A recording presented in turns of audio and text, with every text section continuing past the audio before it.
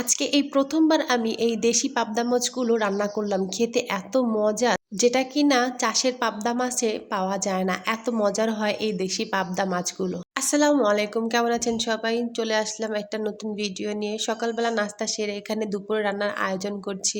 আজকে দুপুরের জন্য আমি রান্না করব আলু দিয়ে লইট্টা শুটকির তরকারি আর পাবদা মাছ ভুনা। শুটকি তরকারিটা আসলে আমার হাজবেন্ডের আবদার ছিল, তার এইভাবে আলু দিয়ে শুটকি তরকারি খেতে নাকি খুব ভালো লাগে। তো প্রথমেই আমি এখানে আলুটা গ্রেড করে নিয়েছি আর এখন লইট্টা শুটকিগুলো কেটে নিব। সে তো শুটকির তরকারি খায় ঠিকই, কিন্তু শুটকিটাই খায় না, শুধু আলুটা খাবে। আর শুটকিটা তো বেছে বেছে ফেলে দিবে। তার কাছে নাকি শুধু গ্রানটাই ভালো লাগে, শুটকি খেতে ভালো লাগে না। তো সবকিছু আমি এখানে কেটে কুটে নিয়েছি। এখন আমি প্রথমে এই পাবদা মাছ ভুনা করে নিব। তার জন্য এখানে প্রথমে কড়াইয়ে কিছুটা তেল দিয়ে পেঁয়াজ কুচি দিয়ে দিয়েছিলাম। পেঁয়াজটা হালকা একটু ভেজে তারপরে আদা রসুন বাটা আর সব ধরনের গুঁড়ো মশলা দিয়ে একটু নেড়েচেড়ে নিয়েছি। এখন দিয়ে দিচ্ছি সামান্য একটু পানি।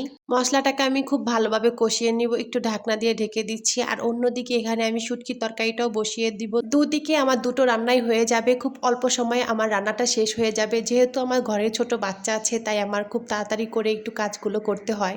আসলে ছোট বাচ্চাদেরকে নিয়ে একটু কাজ করা মুশকিলই হয়ে যায়। তারপরও কি আর করব, সব তো নিজের হাতেই করতে হয়, এছাড়া তো আর কোনো উপায়ও নেই।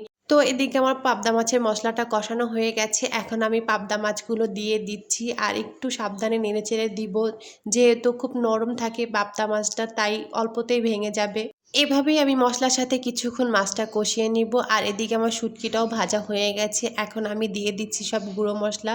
আর এখানে ঝালের পরিমাণটা একটু বেশিই দিব। শুটকিতে একটু ঝালটা বেশি না হলে ভালো লাগে না খেতে। আমার হাজবেন্ড তো ঝাল ছাড়া একদম শুটকি তরকারি খেতেই চায় না, যার কারণে একটু বেশি করেই ঝাল দিতে হয়। আর এদিকে আমার মাছটাও কষানো হয়ে গেছে। এখন আমি পরিমাণ মতো কিছুটা ঝোল দিয়ে দিলাম। একসাথে দুটো রান্না বসালে যেমন তাড়াতাড়ি হয়, তেমন চাপও থাকে, কোনটা রেখে কোনটা দেখবো আর কি করব। তো এই দেশি পাবদা মাছগুলো আজকে আমি প্রথম রান্না করছি। আর এটা যে খেতে এত মজার হয় আমি কখনোই জানতাম না। আমি এই প্রথম এই মাছটা রান্না করেছি আর প্রথমই খেয়েছি। মাছটা খেতে আমার কাছে খুবই ভালো লেগেছিল। আসলে দেখা যায় বেশিরভাগ সময় আমরা চাষের পাবদা মাছটাই খেয়ে থাকি, বোঝা যায় না কোনটা চাষের আর কোনটা দেশি পাবদা। বেশিরভাগ মানুষই এখন মিথ্যা কথা বলে সবকিছু বিক্রি করে, কোনটা দেশি কোনটা চাষের সেটা বোঝারও কোনো উপায় থাকে না। তো এখানে আমার মাছ ভুনাটা হয়ে গেছে। এখন আমি উপর দিয়ে কিছুটা ধনেপাতা কুচি দিয়ে তরকারিটা আমি চুলা থেকে নামিয়ে নিচ্ছি। আর অন্যদিকে এখানে আমার শুটকি তরকারিটাও রান্না করা হয়ে গেছে। এখন আমি শুটকি তরকারিটাও চুলা থেকে নামিয়ে নিব। দুদিকে আমার দুটো রান্না করাই কমপ্লিট হয়ে গেছে। আর এই দেখেন আমার পাবদা মাছের ফাইনাল লুক। দেখতে কতটা সুন্দর লাগছে মাছটা রান্না করা, আর খেতেও কিন্তু খুব মজার ছিল। যারা দেশি পাবদা খেয়েছেন তারাই এর স্বাদটা বুঝতে পারবেন কতটা মজার। আর অন্যদিকে এই যে আমার শুটকি তরকারিটা, এটাও কিন্তু খুব মজার হয়েছিল, খেতে খুব ভালো ছিল। আর এই যে আস্ত আস্ত রসুন দিয়েছি, এগুলো দিয়ে ভাত মেখে খেতে কিন্তু খুব মজা লাগে। আর কে কে এভাবে শুটকি তরকারি খেয়েছেন অবশ্যই আমাকে কমেন্ট করে জানাবেন। তো আজকে এ পর্যন্তই, ভিডিওটা আর বড় করব না।